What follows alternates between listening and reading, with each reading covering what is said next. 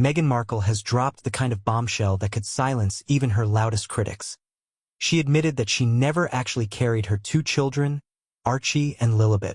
Instead, both pregnancies were through surrogacy, confirming years of whispers about suspicious baby bumps, awkward photo ops, and carefully staged appearances.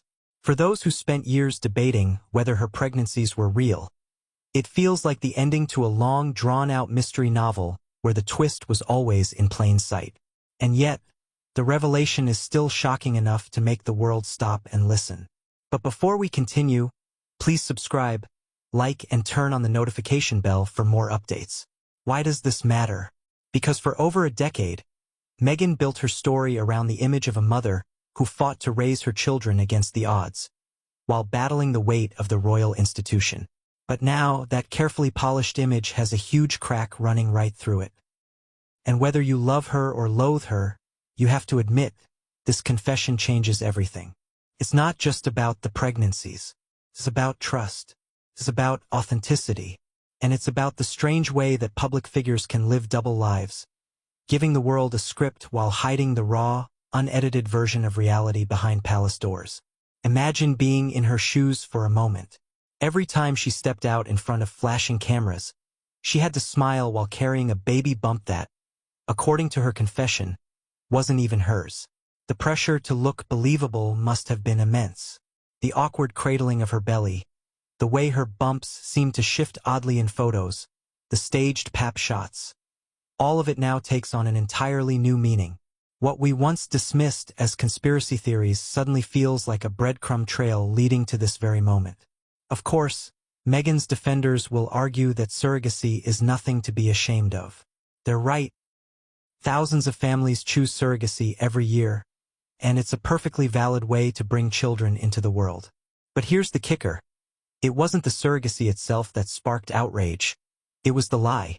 If Meghan had been open from the start, would people still have questioned her sincerity, her role in the royal family, or her bond with her children? Maybe. But they wouldn't feel deceived. The secrecy is what stings. Think about it. How many times have you felt betrayed when someone you trusted withheld a truth you believed you deserved to know? It's the same sting when a friend hides a relationship, a sibling hides money troubles, or a public figure hides something that changes the way we see them. The problem isn't always the act. It's the cover-up. And yet, this whole saga reveals something deeper about the world we live in. Why did Meghan feel the need to fake it? Was it the crushing expectation to give the royal family a natural heir? Was it the fear of being judged as less of a mother if she admitted she didn't carry her own children? Or was it the power of image, the belief that optics matter more than honesty? We can't ignore the role of the monarchy in all this. The royals are, after all, masters of presentation. For centuries, they've hidden scandals, reshaped narratives, and packaged themselves as perfect symbols for the public. Meghan, in her own way, played into that same tradition. The only difference is that she once positioned herself as the rebel, the one breaking free of the palace's rules. Now, her confession makes it look like she was following one of the oldest royal rules of all. Never let the truth get in the way of the story you want people to believe. This raises a bigger question for all of us. How often do we do the same thing? How many times do we project a version of ourselves to the world that isn't quite real? We might not fake pregnancies, but we do filter our photos, exaggerate on resumes, or tell people we're fine when we're anything but. Meghan's confession is just a high-profile reminder of something we all wrestle with, the messy tension between who we are and who we want others to think we are. Now, as Meghan enters this next chapter of her life, she's faced with the daunting task of rebuilding trust. The confession might actually free her in a way. No more elaborate secrets, no more pretending. She can finally own her story, flaws and all. And maybe, just maybe, that honesty will resonate more deeply than the polished version of herself ever did. Because let's face it, people crave authenticity. We're drawn to the unfiltered, the raw, the vulnerable moments where someone admits, I messed up, I lied, I pretended, but here I am.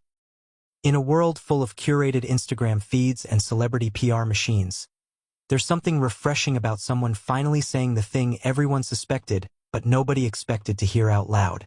So where does this leave us? On one hand, Meghan's confession validates the skeptics. On the other, it humanizes her in a way that might surprise even her harshest critics. After all, isn't it human to want acceptance, even if it means bending the truth? Isn't it human to fear judgment so much that we hide the parts of our lives that feel too fragile to expose? At the end of the day, Meghan Markle's revelation isn't just about her pregnancies. It's about the masks we all wear, the stories we tell, and the courage it takes to finally put the truth on the table. And now the ball is in our court. Do we condemn her for lying? Do we forgive her for finally speaking out? Or do we take a step back and ask ourselves what we might be hiding to?